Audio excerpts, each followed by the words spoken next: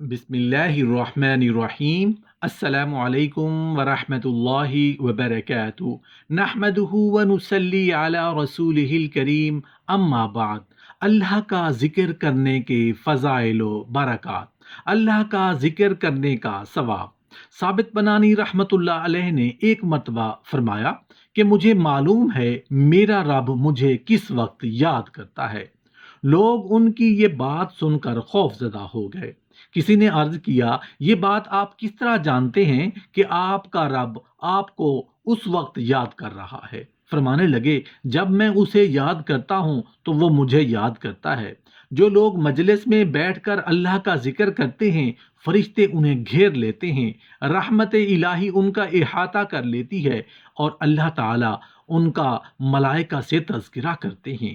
جو لوگ جمع ہو کر محض رضائے الہی کے لیے اللہ تعالیٰ کا ذکر کرتے ہیں تو آسمان سے ایک پکارنے والا انہیں یہ خوشخبری سناتا ہے کہ اٹھو، تمہاری مغفرت ہو گئی ہے، تمہارے گناہ نیکیوں سے بدل دیے گئے ہیں۔ رسول اللہ صلی اللہ علیہ وآلہ وسلم نے فرمایا، جس نے 100 مرتبہ لا الہ الا اللہ اور 100 مرتبہ اللہ اکبر پڑھا تو یہ اس کے لیے 10 غلام آزاد کرنے اور 7 اونٹ یا گائے قربان کرنے سے بہتر ہے۔ جو شخص ہر روز 100 مرتبہ لا الہ الا اللہ پڑھے، اسے 10 غلام آزاد کرنے کا ثواب ملے گا۔ اس کے لیے 100 نیکیاں لکھی جائیں گی، اس کے 100 گناہ معاف کیے جائیں گے اور اس روز شام تک اسے شیطان سے پناہ حاصل رہے گی۔ اس شخص کے عمل سے افضل کسی کا عمل نہیں ہے، ہاں اس شخص کا عمل افضل ہے جس نے اس سے زیادہ پڑھا۔ جو شخص اچھی طرح وضو کرے، آسمان کی طرف نظر اٹھا کر یہ کہے، اشہد ان لا الہ الا اللہ وحدہ لا شریک لہ واشہد ان محمدا عبدہ ورسولہ، تو اس کے لیے جنت کے دروازے کھول دیے جائیں گے، جس دروازے سے چاہے داخل ہو جائے۔ لا الہ الا اللہ پڑھنے والوں پر ان کی قبروں میں اور قبروں سے اٹھنے میں وحشت نہیں ہوتی، گویا کہ میں ان لوگوں کو دیکھ رہا ہوں کہ وہ سور پھونکنے کے وقت اپنے سروں سے مٹی جھاڑ رہے ہیں اور کہہ رہے ہیں، اللہ کا شکر ہے کہ اس نے ہم سے غم دور کیا، بے شک ہمارا رب مغفرت کرنے والا اور قبول کرنے والا ہے۔ حضرت ابو ایوب انصاری رضی اللہ تعالی عنہ رسول اللہ صلی اللہ علیہ وآلہ وسلم سے بیان کرتے ہیں کہ جس شخص نے 10 مرتبہ یہ کلمہ پڑھا، لا الہ الا اللہ وحدہ لا شریک لہ لہ الملک ولہ الحمد وہو علی کل شیء قدیر، وہ اس شخص کی طرح ہوگا جس نے اسماعیل علیہ السلام کی اولاد میں سے 4 جانیں آزاد کی۔ رسول اللہ صلی اللہ علیہ وآلہ وسلم ایک دن میں 70 سے 100 مرتبہ تک استغفار یعنی استغفر اللہ کرتے۔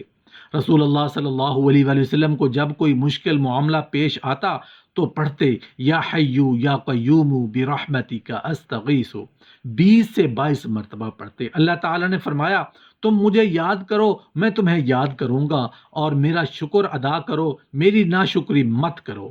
جو شخص ہر نماز کے بعد 33 مرتبہ سبحان اللہ، 33 مرتبہ الحمدللہ اور 33 مرتبہ اللہ اکبر کہے اور 100 کا وعدہ پورا کرنے کے لیے یہ الفاظ کہے، لا الہ الا اللہ وحدہ، تو اس کے تمام گناہ بخش دیے جائیں گے اگرچہ سمندر کے جھاگ کے برابر ہوں۔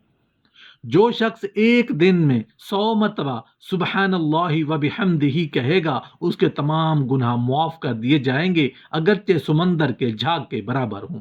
روایت میں ہے کہ ایک شخص رسول اللہ صلی اللہ علیہ وآلہ وسلم کی خدمت میں حاضر ہوا اور عرض کیا، مجھ سے دنیا نے رخ پھیر لیا ہے اور میرا ہاتھ تنگ ہو گیا ہے۔ رسول اللہ صلی اللہ علیہ وآلہ وسلم نے ارشاد فرمایا کہ فرشتوں کی نماز اور مخلوق کی تسبیح کیوں نہیں پڑھتے؟ اس تسبیح کی بدولت تو لوگوں کو رزق ملتا ہے۔ وہ شخص کہتا ہے کہ میں نے عرض کیا، یا رسول اللہ وہ کیا چیز ہے؟ فرمایا، طلوع صبح صادق سے نماز فجر تک یہ تسبیح پڑھتے رہو، سبحان اللہ و بحمدہ سبحان اللہ العظیم۔ اگر تم یہ تسبیح پڑھو گے تو دنیا تمہارے پاس ذلیل و خوار ہو کر آئے گی، اور اللہ تعالیٰ کا ہر لفظ ایک فرشتہ پیدا کریں گے جو قیامت کے دن تک تسبیح پڑھتا رہے گا، اس کی تسبیح کا اجر و ثواب تمہیں ملے گا۔ جب بندہ الحمدللہ کہتا ہے تو آسمان اور زمین کے درمیان حصہ کو بھر دیتا ہے، پھر جب دوسری مرتبہ الحمدللہ کہتا ہے تو ساتویں آسمان سے نیچے کی زمین تک پر کر دیتا ہے، پھر جب تیسری مرتبہ الحمدللہ کہتا ہے تو اللہ تعالیٰ فرماتے ہیں کہ مانگ تجھے دیا جائے گا۔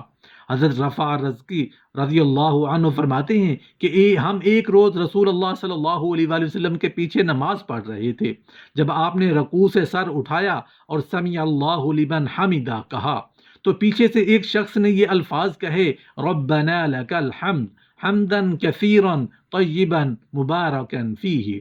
رسول اللہ صلی اللہ علیہ وآلہ وسلم نماز سے فارغ ہوئے تو دریافت فرمایا وہ شخص کون ہے جو ابھی بول رہا تھا؟ اس شخص نے عرض کیا، یا رسول اللہ وہ میں ہی ہوں۔ آپ نے فرمایا، میں نے 30 سے زیادہ فرشتوں کو دیکھا کہ وہ تمہارے الفاظ کی طرف جھپٹ رہے ہیں کہ کون پہلے لکھے۔ جو لوگ اللہ تعالیٰ کی عظمت و جلال کا ذکر کرتے ہیں اور اس کی تسبیح و تکبیر اور تحمید بیان کرتے ہیں تو یہ کلمات عرش کے ارد گرد چکر لگاتے ہیں اور مکھیوں کی بن بناہٹ کی طرح ان کی آواز ہوتی ہے، اور یہ باری تعالیٰ کے سامنے اپنے پڑھنے والا کا ذکر کرتے ہیں۔ کیا تمہیں یہ پسند نہیں کہ باری تعالیٰ کے پاس تمہارا ذکر ہمیشہ ہوتا رہے؟ بندہ جب لا الہ الا اللہ واللہ اکبر کہتا ہے تو اللہ تعالیٰ فرماتے ہیں میرے بندے نے سچ کہا، میرے سوا کوئی معبود نہیں اور میں سب سے بڑا ہوں۔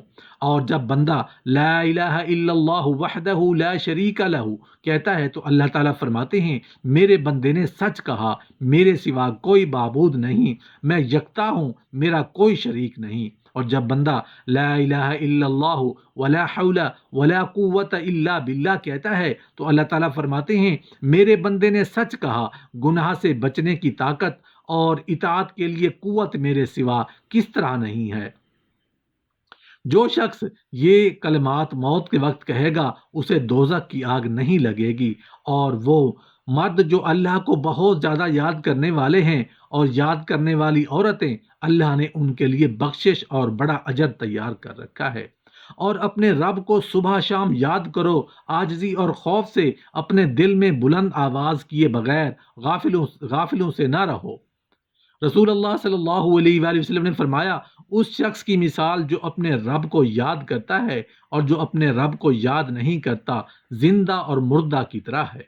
رسول اللہ صلی اللہ علیہ وآلہ وسلم نے فرمایا کیا میں تمہیں وہ عمل نہ بتاؤں جو تمہارے سب اعمال سے بہتر، تمہارے درجات میں سب سے بلند اور تمہارے سونا چاندی خرچ کرنے سے بہتر ہیں، اور تمہارے لیے اس سے بہتر ہے کہ تم اپنے دشمنوں سے ملو، تم ان کی گردنیں اتارو اور وہ تمہاری گردنیں اتاریں۔ صحابہ کرام نے عرض کیا کیوں نہیں؟ تو آپ صلی اللہ علیہ وآلہ وسلم نے فرمایا اللہ تعالیٰ کا ذکر کرنا۔ عبداللہ بن بصر رضی اللہ تعالیٰ عنہ فرماتے ہیں کہ ایک آدمی نے کہا یا رسول اللہ صلی اللہ علیہ وسلم مجھ پر اسلام کے احکامات بہت زیادہ ہو گئے ہیں، آپ مجھے کوئی ایک چیز بتائیں جو میں مضبوطی سے پکڑ لوں۔ آپ صلی اللہ علیہ وآلہ وسلم نے فرمایا تیری زبان ہمیشہ اللہ کے ذکر سے تر رہے۔ جو لوگ کسی جگہ بیٹھ کر اللہ تعالیٰ کا ذکر نہیں کرتے اور رسول اللہ صلی اللہ علیہ وآلہ وسلم پر درود نہیں بھیجتے، قیامت کے روز وہ لوگ حسرت کریں گے۔